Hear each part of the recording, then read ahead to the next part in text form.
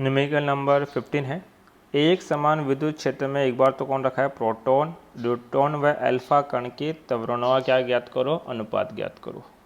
तो देखिए एक समान विद्युत क्षेत्र का मतलब है जहाँ विद्युत बल रेखाएं एक दूसरे क्या होती हो, समांतर। तो ये एक समान विद्युत क्षेत्र है। इसमें एक तो कौन रखा है, प्रोटॉन रखा है, एक कौन रखा है, न्यूट्रॉन। और न्यूट्रॉन हम किसको बोलते हैं भैया, प्रोटॉन तो प्रोटॉन होता है, न्यूट्रॉन होता है 1s2, इसको क्या बोलते हैं हम लोग, न्यूट्रॉन। अल्फा कण कौन होता है, हीलियम का नाभिक 2He4 + 2, इसको क्या बोलते हैं हम लोग, अल्फा कण। तो एक बार न्यूट्रॉन रखा और एक बार कौन रखा है आपके पास, अल्फा कण रखा है। अब ये भी धनात्मक आवेशित है, ये भी धनात्मक आवेशित है, ये भी क्या धनात्मक आवेशित है, तीनों पे धनात्मक आवेश है। तो जहाँ से विद्युत बल रेखा बाहर निकलती है वो तो होता है धनात्मक, जहाँ एंटर करती है वो क्या होती है, ऋणात्मक। अगर सब धनात्मक आवेशित है तो सबके ऊपर एक विद्युतीय बल लगेगा, और वो विद्युतीय बल कितना होगा, F बराबर कितना होता है, QE। अगर बल लगेगा तो ये त्वरण भी करेगा, और त्वरण कितना होता है, F बराबर ma। तो क्वेश्चन कह रहा है कि उनके त्वरणों का क्या निकालो, अनुपात। तो सबसे पहले त्वरण का हम समीकरण बना देंगे। तो समीकरण क्या बन जाएगा, दोनों बल बराबर कर देंगे तो ma बराबर क्या हो जाएगा, QE आपके पास है। यहाँ पे A बराबर क्या लिख सकते हैं, QE बट्टे में कितना, m आपके पास आ गया। तो ये विद्युत क्षेत्र के अंदर अगर कोई आवेशित कण रखा होगा तो उसके त्वरण का मान इतना होगा। अब देखिए मैं कुछ मान रख रहा हूँ, जैसे सबसे पहले मैं प्रोटॉन, इसका एक तो द्रव्यमान चाहिए और एक क्या चाहिए मुझे आपके पास, आवेश का मान चाहिए। तो प्रोटॉन का द्रव्यमान mp मान लिया, और प्रोटॉन पे आवेश कितना मान लिया, q p। न्यूट्रॉन कौन होता है, 1s2, ये न्यूट्रॉन है। तो इसकी द्रव्यमान संख्या कितनी है, 2। तो जो न्यूट्रॉन का द्रव्यमान होगा वो प्रोटॉन के द्रव्यमान का दुगना होगा।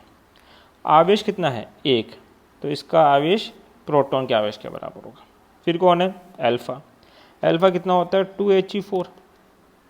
तो इसका जो द्रव्यमान है वो प्रोटॉन के द्रव्यमान का क्या होगा, 4 गुना, और इसका जो आवेश है वो प्रोटॉन के द्रव्यमान का क्या होगा, 2 गुना। हमसे पूछा है कि प्रोटॉन का त्वरण, न्यूट्रॉन का त्वरण, किसका, न्यूट्रॉन का त्वरण, और अल्फा के त्वरण क्या निकालो, अनुपात। तीनों एक ही विद्युत क्षेत्र में रखें, तीनों एक ही विद्युत क्षेत्र में रखें तो विद्युत क्षेत्र का मान तीनों के लिए क्या रहेगा, समान। और त्वरण का सूत्र कितना होता है, QE बट्टे में m। तो हो जाएगा, प्रोटॉन के लिए लिखेंगे प्रोटॉन का आवेश, विद्युत क्षेत्र E बट्टा m, प्रोटॉन का द्रव्यमान। फिर न्यूट्रॉन के लिए लिखेंगे तो न्यूट्रॉन का आवेश, विद्युत क्षेत्र E और न्यूट्रॉन का द्रव्यमान md। फिर अल्फा के लिए लिखेंगे तो आपके पास अल्फा का आवेश, विद्युत क्षेत्र E और अल्फा का द्रव्यमान। अब QPE बट्टा MP तो एज अनुपात। जो न्यूट्रॉन है उसका आवेश भी किसके बराबर है, QP के, E बट्टा न्यूट्रॉन का द्रव्यमान कितना होता है, 2MP अनुपात। अल्फा का आवेश कितना है, 2QPE बट्टे में अल्फा पे द्रव्यमान कितना है, 4MP के बराबर द्रव्यमान है। अब जो चीज़ कॉमन है, QEMP, QPEMP, QPEMP कट गया, 2 एकम 2, 2 दूनी 4, यहाँ क्या बचा, 1 अनुपात, यहाँ क्या बचा, 1/2 अनुपात, यहाँ क्या बचा, 1/2। अनुपात कभी भी रेशनल नंबर नहीं होता, मतलब कि ये अंश हर वाली चीज़ नहीं होती।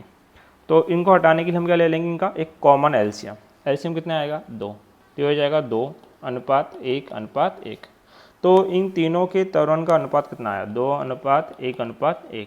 यही इनका क्या है, आंसर। Thank you.